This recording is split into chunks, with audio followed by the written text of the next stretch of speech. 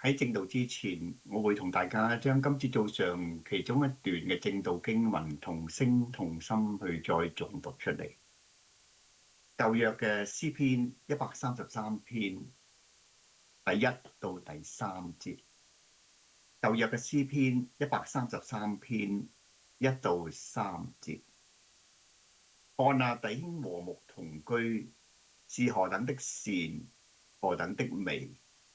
這好比那貴重的油，澆在亞倫的頭上，流到鬍鬚，又流到他的衣襟；又好比黑門的甘露降在錫安山，因為在那裡有耶和華所命定的福，就是永遠的生命。我哋同心祈禱。天父，我哋感謝讚美你。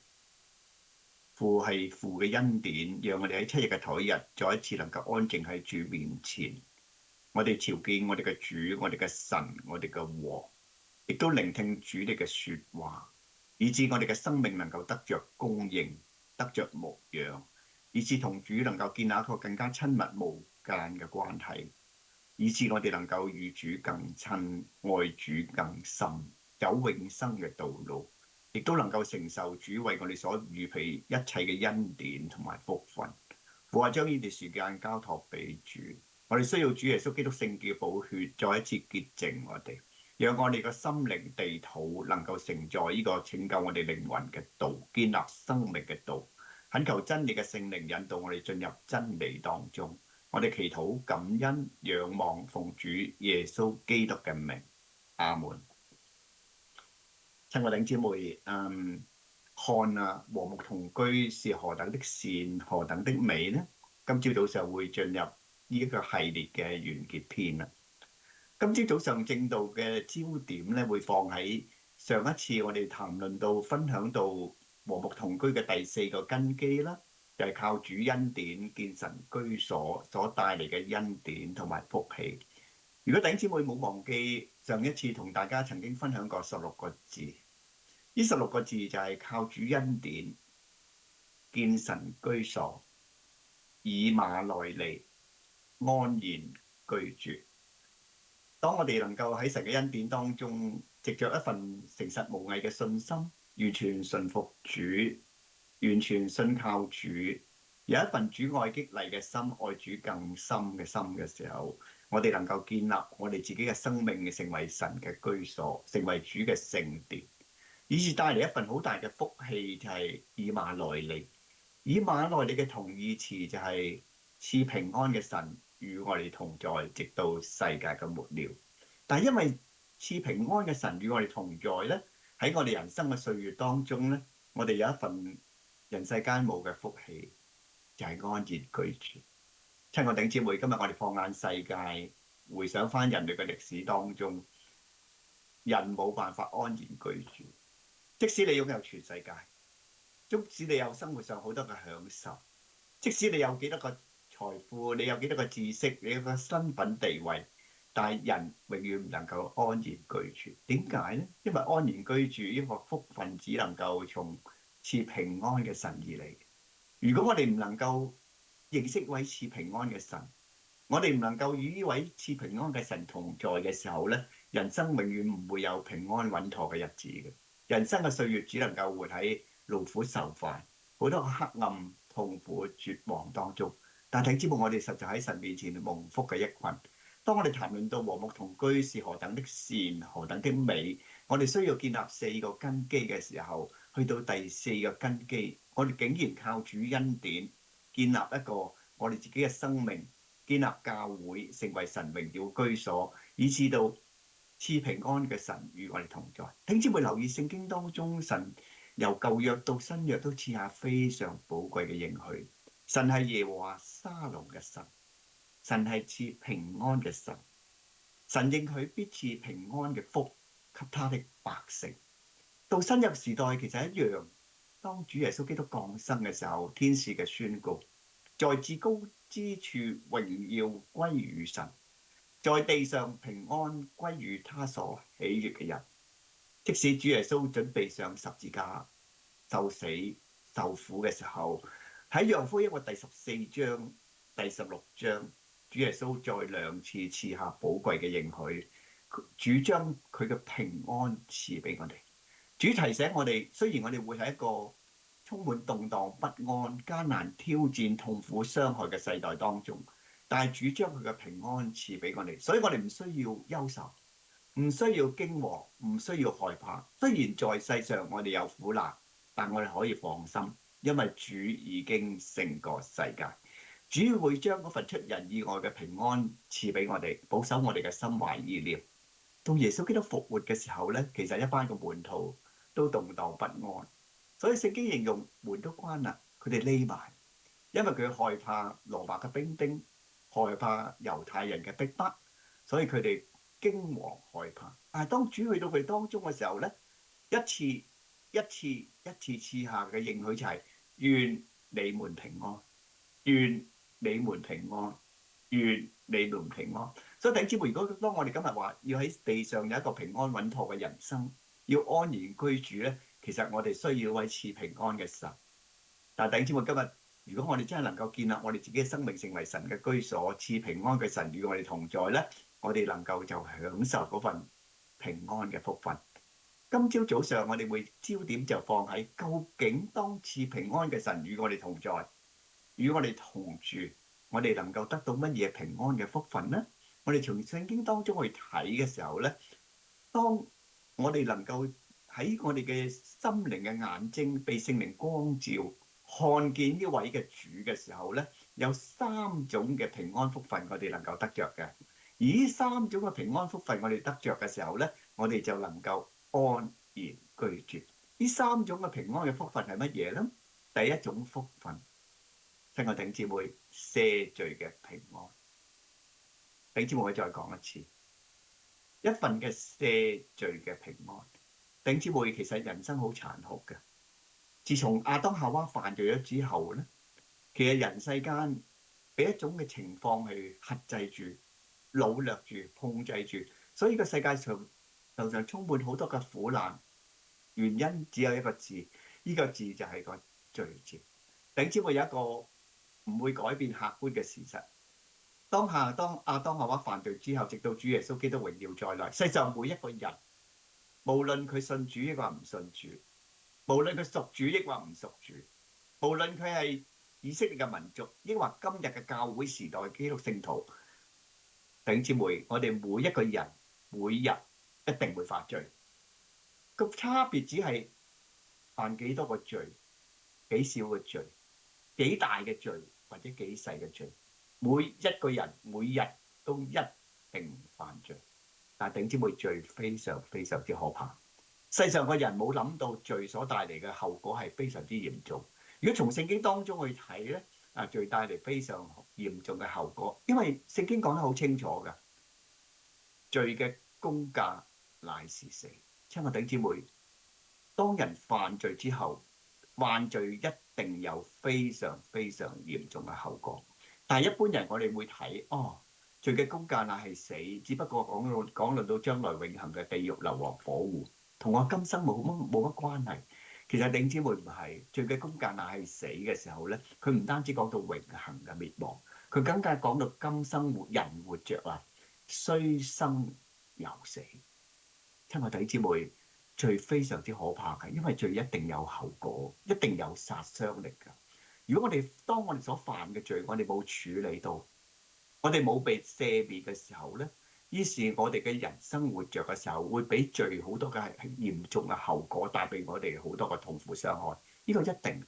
所以點解人世間好多人會喺黑暗、痛苦、絕望當中？有時人唔明白點解，但聖經好清楚，罪嘅工價乃是死。所以今日好多人活喺個世界上咧，佢過嘅人生好似活着，其實係一個死嘅人生。所以罪好可怕，同埋罪咧，點解咧？有時有啲嘅後果咧，你一犯罪嘅時候會即刻產生一個後果，但係有時有啲罪唔係即刻產生個後果嘅，佢係累積緊，累積到一個地步。當啲罪嘅嚴重後果傾倒喺我哋嘅人生裏邊嘅時候，親愛弟兄姊妹，我哋嘅人生一定成為頹垣敗瓦。呢個世界上好多人唔明白，點解咁多人會喺黑暗、痛苦、絕望當中？弟兄姊妹，原因只一個，就係個罪字。邊度有罪惡，必度有痛苦同埋傷害。所以罪好可怕，但係罪嘅可怕唔單止係個後果喎。親愛弟兄姊妹，我哋人為萬物之靈，係咪？我哋人有身體，亦都有個心靈。有一個唔能夠改變嘅事實咧，就係當我哋犯罪嘅時候咧，我哋嘅心靈世界裏面會俾一啲罪所帶嚟嘅重擔壓住我哋嘅。弟兄姊妹，所以點解主耶穌會提醒我哋凡勞苦擔重擔嘅人去到主面前就得到安息咧？弟兄姊妹，原來當人犯罪嘅時候咧，犯罪就成為一個重擔壓住人嘅心靈世界。嗱，呢個係一個唔會改變嘅事實。當然有啲人就會咁樣講論啦，係啦，如果嗰啲大奸大惡嘅人，佢哋犯好大嘅罪，的確佢哋嘅罪帶嚟非常大嘅重擔，可能超過1000公斤、2000公斤嘅重擔。不過我犯嘅罪咧，小奸小惡啫，小是小非啫，我不過係自私啫，貪心下啫，講下大話啫，小氣啫，批評下論斷啫。我犯嘅罪好少啫，所以呢啲嘅重擔咧，只不過好輕，可能係1-2公斤。有啲人真係會咁樣睇，不過弟兄姊妹唔係嗰啲大奸大惡、作奸犯科、殺人放火、奸淫擄掠嘅人，可能佢一年只係做幾次嗰啲咁嘅傷天害理嘅事。但係我哋呢啲小是小非、小奸小惡嘅人咧，弟兄姊妹，最好嘅人啊，每日都最少犯10件嘅罪，最少。但係弟兄姊妹留意啦，一件罪1公斤啫嘅重擔，10件罪就係10公斤噶咯。一日有10公斤嘅罪所帶嚟嘅重擔，一年就3650公斤，10年36500公斤，30年接近11萬公斤。弟兄姊妹，換句話講，一個最好嘅人啊，表面上最好嘅人喺佢心靈世界裏面咧，會俾呢啲嘅罪嘅重擔壓住佢嘅。所以弟兄姊妹，今日好多人好唔明白，我冇缺乏㗎，樣樣都有喎，但係點解我心靈世界裏面硬係動盪不安咧？硬係冇真正嘅平安，冇真正嘅安息。有好多人嘗試用唔同嘅方法嚟麻醉自己嘅，所以你發覺唔同嘅活動啦，或者有啲人吸毒啦、酗酒啦、賭博啦、放縱情慾啦，但係心靈世界裏面嗰種重擔咧仍然存在。所以點解主耶穌形容世上嘅人係勞苦擔重擔嘅人？因為罪嘅重擔壓住喺我哋心靈世界裏面。一方面罪會帶嚟一啲好嚴重嘅後果，好多嘅殺傷力，好多嘅痛苦，好多嘅傷害。但係心靈世界裏面嗰份無形嘅壓力咧，亦都纏累住我哋一生。但係頂住仲有一件事情好可怕，因為罪唔單止會帶嚟嚴重嘅後果，罪唔單止會帶嚟一個沉重嘅壓力，罪更加成為一個枷鎖。頂住，當一個人犯罪嘅時候咧，如果佢冇處理到呢個罪，頂姊妹啊，我哋就好似俾人用手扣扣住，被鎖鏈鎖住，我哋會成為罪嘅奴隸。所以頂姊妹，你發現一件事情咧，好多人犯咗罪之後，唔係就停留喺嗰度㗎，而係一個一生當中啊，即使佢知道呢啲係罪，即使佢唔想犯呢啲嘅罪，但係因為佢已經成為罪嘅奴隸咧，佢唔犯罪唔得㗎。所以保羅嘅見證好真實㗎，只是立志為善由得我，行出來由不得我，我真係苦啊！誰能救我脫離呢個取死嘅身體？所以弟兄姊妹，當我哋首先講一件事咧，點解赦罪嘅平安咁重要？因為當我哋冇呢個赦罪嘅平安咧，我哋會面對罪所帶嚟嘅後果同埋傷害，我哋面對罪所帶嚟嘅沉重嘅壓力，壓住我哋心靈世界，我哋會成為罪嘅奴隸。但係弟兄姊妹，當我哋能夠可以同呢位賜平安嘅主同住同在嘅時候咧，弟兄姊妹，有一件事情發生。嗱，呢件事呢個情況只發生喺嗰啲能夠與賜平安嘅神同在，佢哋心靈世界裏面看見主嘅人喺佢身上發生。呢個恩典係乜嘢咧？就係當賜平安嘅神與我哋同在咧，我哋會看見十字架上曾經被殺嘅羔羊。嗱，呢個好特別嘅地方。當我哋看見呢位十字架上曾經被殺嘅羔羊嘅時候咧，有一份喺我哋嘅生命當中帶嚟一份好大嘅恩典係乜嘢咧？我哋會對罪有敏感，我哋會對聖靈嘅光照、提醒、督責有敏鋭嘅。弟兄姊妹，但係如果我哋冇與呢位賜平安嘅神同住同在咧，呢份嘅敏鋭唔存在㗎。所以弟兄姊妹，你留意今日咧，好多基督聖徒點解信咗主啊？真實信咗主㗎，但係一生嘅歲月咧，同樣活喺黑暗、痛苦、罪惡、絕望當中，面對沉重嘅罪嘅壓力，成為罪嘅奴隸，就係因為佢冇與賜平安嘅神同在。但係當與賜平安嘅神同在嘅時候咧，當我看見主嘅時候，我有呢份敏鋭。你知我唔知你有冇咁嘅經歷嚇？當我哋與主親近嘅時候咧，我哋發覺我哋能夠減少避免犯咗好多唔可以唔犯嘅罪。你知冇用？我哋未信咗主嘅時候，有啲罪我哋唔能夠擺脫嘅。有一個罪咧，全世界每一個人都犯嘅，除咗道成肉身降世為人嘅主基督之外，呢樣罪就叫做講大話。聽我哋知我好肯定一件事，除咗道成肉身降世為人嘅主基督之外，世上每一個人喺佢一生嘅歲月，一定曾經犯過講大話嘅罪。爭在係黑色嘅大話定呢話紅橙黃綠青藍紫嘅大話嘅啫。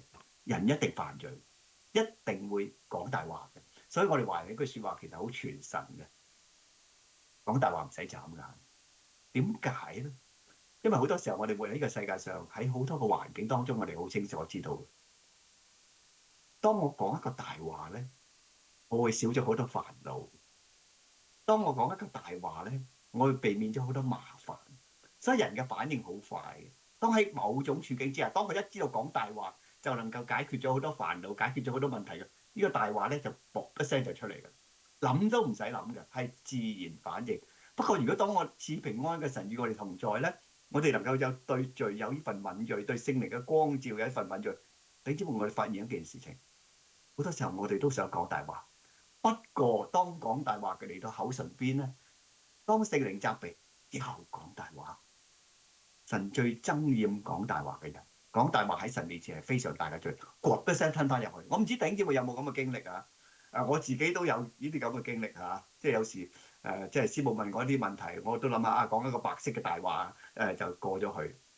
聖靈會光照㗎，嗰句大話去到口唇邊咧，你會吞翻落去。仲有一樣嘅罪咧，好普遍，我唔知頂姊妹有冇留意咧？我從香港到新加坡，然後嚟到澳洲咧，我發覺喺澳洲呢個地土文化裏邊咧，有一樣罪咧好容易犯，而且多數係華人犯，就去到超級市場，係咪？超級市場好多生果，有提子啦，有車厘子啦，係嘛？頂姊妹，我發覺好多人咧睇下啲提子就摘幾粒，表面上就話我想試下啫，好唔好食啫？好食我就買啦，唔好食就唔買啦。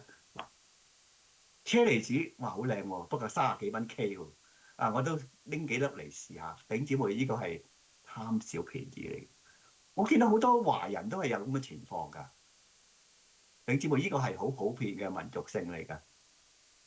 行過我就曾經試過有啲人拎幾粒啦，我見佢有個家庭咧，唔係拎幾粒啊，拎起一個提子咧，然後你一份我一份，佢一份佢一份，一家5、6口咧，嗰個提子俾佢分晒啊，然後一路行一路食。我睇姊妹，其實即係呢啲嘅罪，貪心嘅罪好普遍。但我哋發覺一樣嘅，我哋信咗主，我哋都會嘅喎。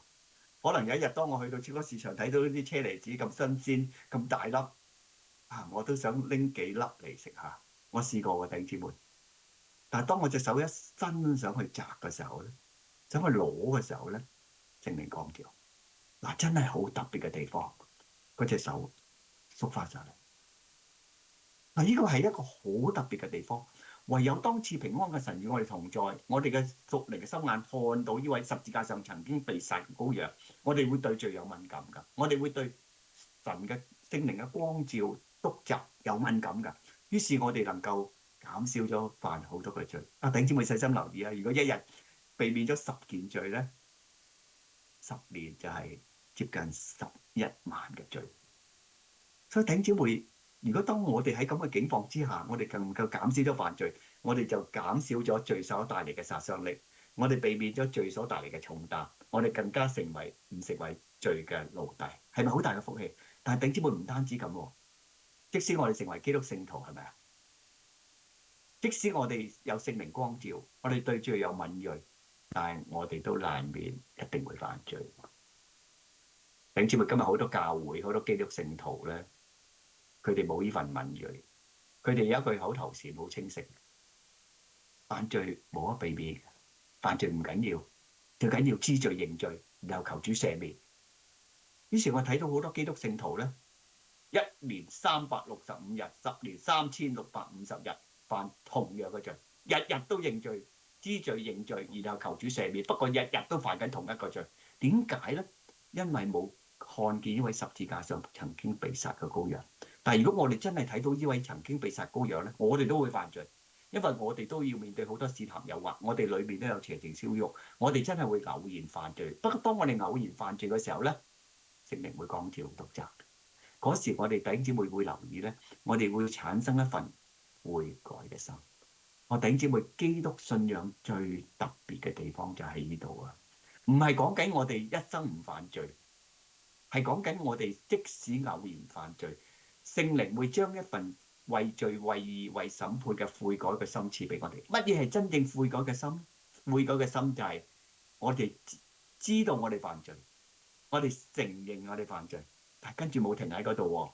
我哋會為到自己所犯嘅罪，無論大罪好、小罪好、多罪少罪好，我哋為罪憂傷、為罪難過、為罪痛悔、為罪哀哭，就好似詩篇51篇大衛嘅祈禱一樣，亦都好似即係喺一啲喺尼希米記、以斯拉記、但以理書嘅第9章，佢哋嘅禱告一樣，為到罪憂傷難過痛悔，然後求主赦免，然後求主幫助我哋以後不再犯罪。弟兄姊妹，如果當我哋咁樣有呢個悔改嘅心喺主面前呼求嘅時候咧，弟兄姊妹，一個好大嘅生命嘅神蹟，就喺嗰時候神就赦免我哋一切嘅罪。呢份赦罪嘅平安就喺嗰時出嚟啦。奇恩典嗰首詩歌係講乜嘢咧？奇恩典何等嘅甘甜，我罪已得赦免。今日人世間活着嘅時候，我哋真係冇辦法逃避，我哋會偶然犯罪。不過當我哋喺神面前有悔改嘅心嘅時候，神赦免嘅時候，有一份屬天嘅平安、屬天嘅喜樂、屬天嘅感恩、屬天嘅盼望，就喺我哋心靈世界裏邊。呢份叫做赦罪嘅平安。因為如果你有呢份赦罪嘅平安咧，你真係心靈輕省。弟兄姊妹，喺我哋赦罪平安嘅時候，我哋就會記起，哦，原來我係天父上帝嘅兒女，我係蒙主揀選、蒙主拯救嘅人。哇，好特別嘅地方啊！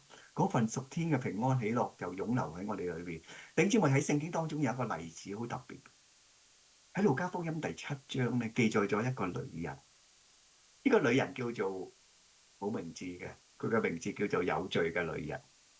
我都曾經花過時間去探索究竟呢個女人係邊個，但最後我揾唔到答案，所以我最後都放低。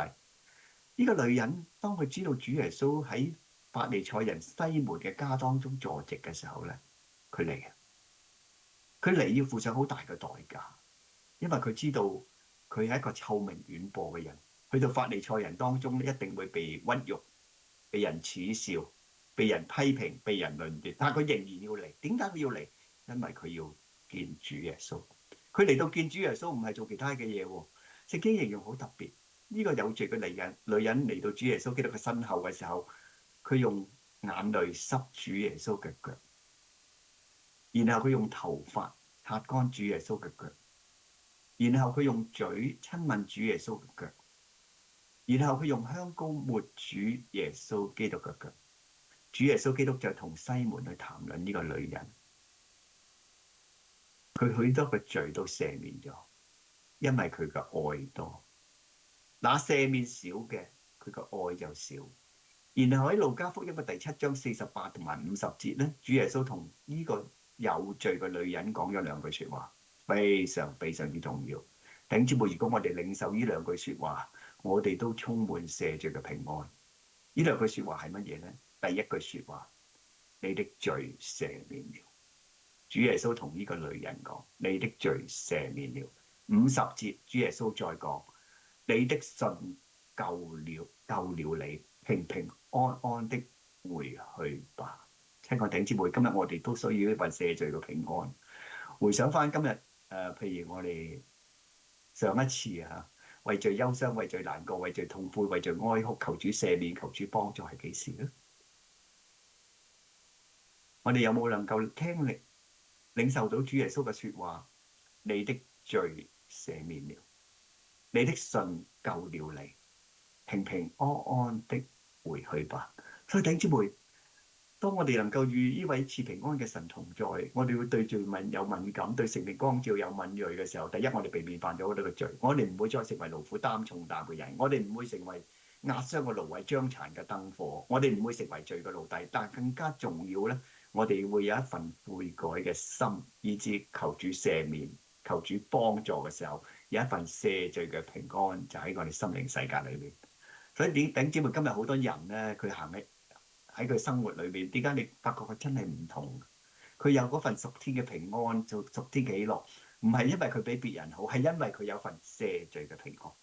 求主幫助我哋。第二個福分係乜嘢咧？係屬天嘅平安。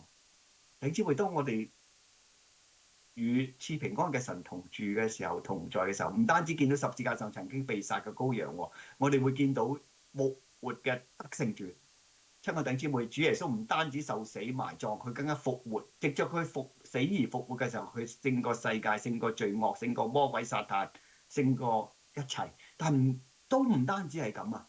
而係當我哋見到呢位復活嘅得勝主嘅時候，我哋認識主係一位創造天地萬物、創造宇宙穹蒼嘅主。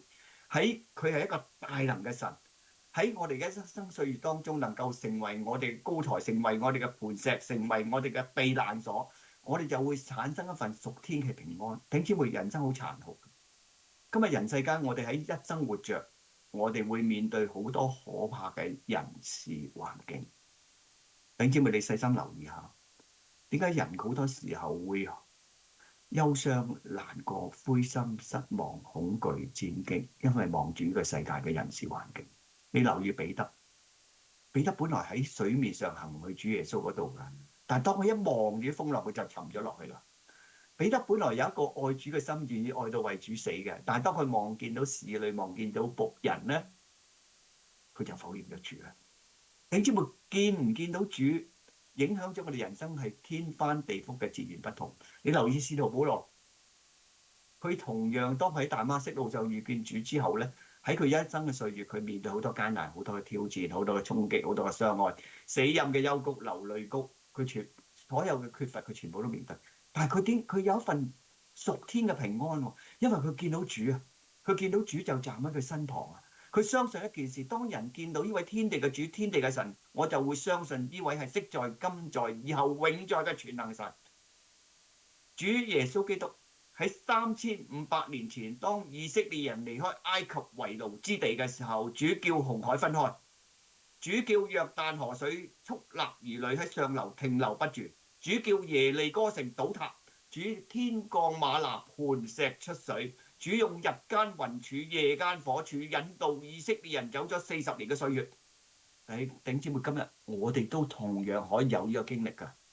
如果我哋有呢個屬天嘅平安，我哋真係看見呢位主咧，我哋同樣都面對好多可怕人事環境，但係我哋見到主，當見到主嘅時候咧，我深信主與我同在，主能夠繼續看顧保守我哋。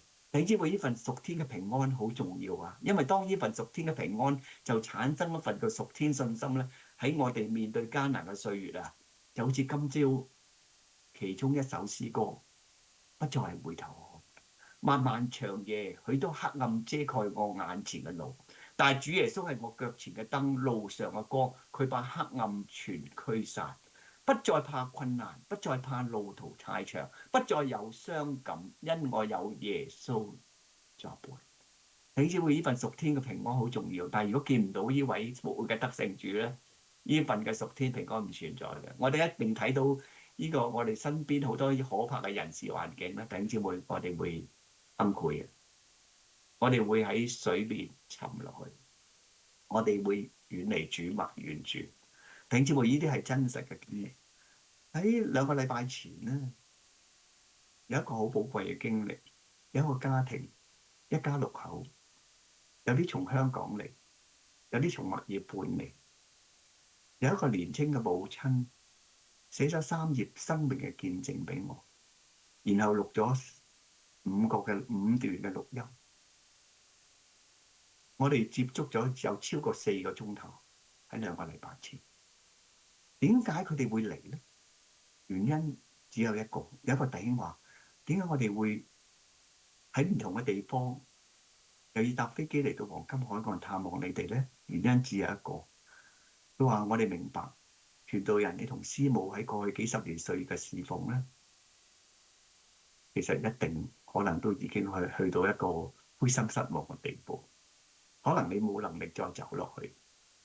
我哋有憂心，所以我哋要嚟話俾你聽一件事：你過去喺墨爾本所侍奉嘅20年冇徒然。我哋喺呢個整個家庭喺個過程當中信主，但唔單止信主啊！你宣講嘅真理，你宣講嘅生命，你表達出嘅愛，你表達出嘅侍奉，影響咗我哋同主嘅關係。佢話我哋以前信一早都信咗主，不過糊糊塗塗信主，乜都唔知啊，唔認識神，唔認識真理，唔認識生命。但係你嗰20年嘅服侍，讓我哋能夠屬靈嘅心眼看見呢位天地嘅主，天地嘅神。所以喺我哋一生嘅歲月，我哋開始親近主，開始信靠主。於是有啲生命嘅經歷係佢哋整個家族都面對過嘅，曾經喺黑暗、痛苦、絕望當中，但係呢位嘅天地嘅主、天地嘅神，俾佢哋出嗰份屬天嘅平安，同埋引領佢哋經過呢啲嘅艱難嘅歲月。因為呢份屬天嘅平安，能夠導致我哋有屬天平安嘅經歷，係真實㗎。神當年點樣帶領以色列人，今日神同樣點樣帶領佢嘅眾兒女。其中嗰位嘅年青嘅姊妹，而家係一個年青嘅媽媽啦。佢有一個7歲嘅女女，佢同我分享一個好寶貴嘅經歷，就係佢7、8年前喺墨爾本信主，信咗主之後，佢發覺佢能夠真係可以離開罪惡，離開黑暗，去到光明。但係仲有一件好重要嘅事情，唔單止佢生命開始改變，佢發覺佢因着信呢位天地嘅主、天地嘅神，佢有一個好寶貴嘅生命嘅經歷。呢個生命嘅經歷就係當佢懷孕生 BB 嘅時候，佢發覺呢位真係有真有活嘅神，呢位神係看顧人嘅神。本來喺佢嚟講，佢冇期望佢會有孩子，但係當我蒙恩歸主之後，佢同佢嘅舅父喺一次路程上向呢位天地嘅主、天地嘅神呼求嘅時候，佢發覺佢自己有咗 BB。呢個神係一個能夠叫冇變成有嘅神，係佢親身經歷，佢充滿感恩，但未停喎。弟兄姊妹，喺佢懷孕個過程當中，忽然間發覺呢個 BB 有問題啊，有一個好嚴重嘅生命嘅危機存在住。但係佢當時發現一件好神奇嘅事，佢竟然為到呢個即將出世嘅 BB 去感恩，去預備迎接呢個 BB 嘅來臨。呢份係屬天嘅平安，世上嘅人冇，但係神賜咗俾佢。但係你知唔知最感恩嘅地方係乜嘢咧？當我繼續喺度懷孕嘅時候，喺佢生產之前嘅時候，呢個 BB 嘅生命危機轉化成為奇異嘅恩典，一切生命嘅危機忽然間一剎那消失。真係弟兄姊妹，佢自己講呢個見證嘅時候，佢喊得好犀利，因為連佢爸爸媽媽側邊嘅人都唔知。但係當我嗰日聽到佢呢個生命見證嘅時候，我都喊得好犀利。呢個喊係因為感恩嘅眼淚，因為呢位有真有活嘅神，當我哋喺充滿艱難挑戰嘅時候，當我哋因着信嘅時候，我哋會應驗主耶穌嘅應許，不要怕，只要信。你若信，就必看見神嘅榮耀。弟兄姊妹，我唔係單止嗰日同佢哋聚會嗰時喊，其實嗰晚當佢哋離開之後，我成晚喺睡夢當中都為到呢位年青嘅媽媽去感恩，去流出感恩嘅眼淚。佢嘅錄音我聽完，再聽。今日呢個 BB 女已經7歲幾，好可愛嘅一個 BB， 有好特別嘅地方啊！弟兄姊妹，屬天平安唔係單止喺心靈世界裏面保守我哋能夠面對好多惡劣嘅環境，而係我哋能夠經歷神啊！聽過弟兄姊妹，我哋今日就係缺少咗呢份看見賜平安嘅神，而帶嚟一份屬天嘅平安，產生份信心嚟經歷神。弟兄姊妹記住，神係昔在、今在、以後永在嘅神。佢過去如是，今日如是。佢係守約施慈愛，直到萬代嘅神，係我哋一生可以信靠。唔好怕，唔好，因為點解當我自己喺人生嘅歲月裏邊，即係當有一份屬天嘅平安嘅時候，我能夠安然面對。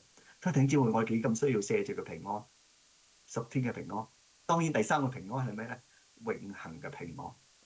永恆嘅平安係乜嘢咧？當我哋即係見到呢位賜平安嘅神嘅時候咧，我哋見到一位將要榮耀再來嘅主基督。哇！親愛弟兄姊妹，主唔單止釘十字架，主唔單止死而復活，主有一日更加要榮耀再來。榮耀再來係乜嘢？接我哋回天家。因為我哋喺地上只不過客旅，只不過係寄居，係短暫嘅人生。但係有一日咧，神會接我哋回天家。哇！弟兄姊妹，如果當我哋睇到呢位即係將要榮耀再來嘅主嘅時候咧，我哋心靈世界裏面就會產生一份屬天嘅盼望，就喺使徒保羅所講嘅：我外體雖然會毀壞，內心卻一天新似一天，因為這至暫至輕嘅苦楚，要為我成就極重無比永恆嘅榮耀。原來我哋所顧念嘅唔係眼見嘅，我哋顧念嘅係不見嘅，因為眼見得到嘅係短暫嘅，不見嘅係永遠嘅。所以親愛弟兄姊妹，我哋今日唔單止要借住個平安啊，我哋唔單止要屬天嘅平安，我哋更加需要一個永恆嘅平安。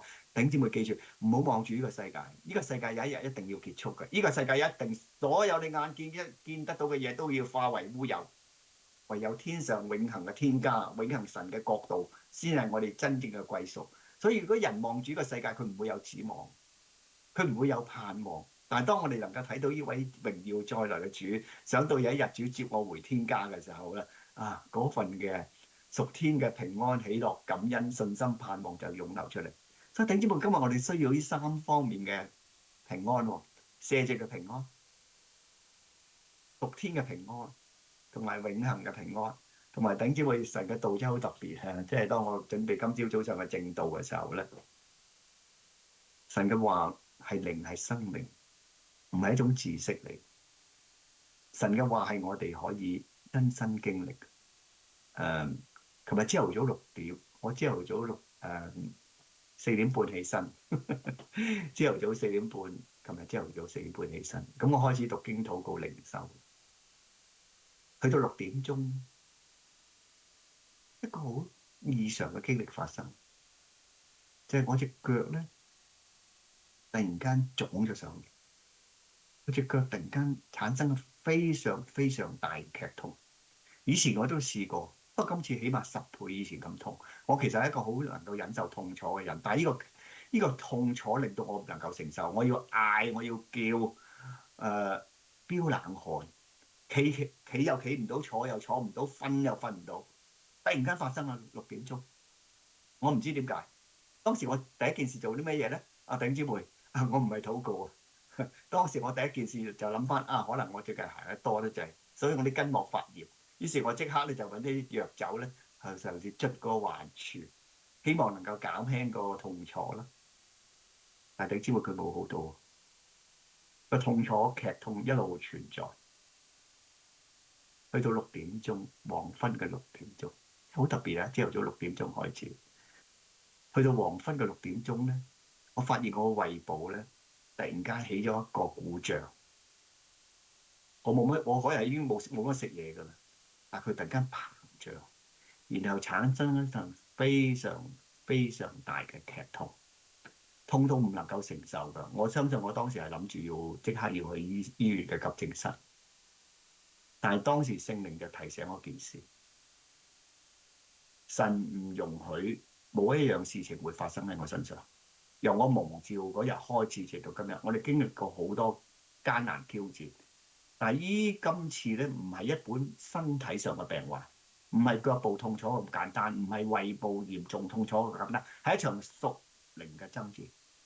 哦，弟兄姊妹，喺嗰時候我就有個醒覺，即刻做一件事，因為我知道神容許呢啲事情發生只有3個原因。第一個原因，神要試驗我配唔配得繼續侍奉主；神要試煉我，讓我嘅生命能夠更加成熟。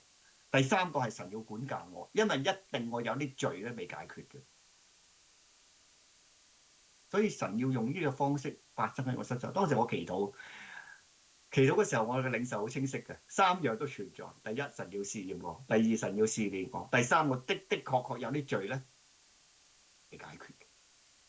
哦，弟兄姊妹，當時我知，我真係喺當中，雖然我劇痛到我自己我都唔知我點樣去面對得到，我就跪喺主面前祈禱，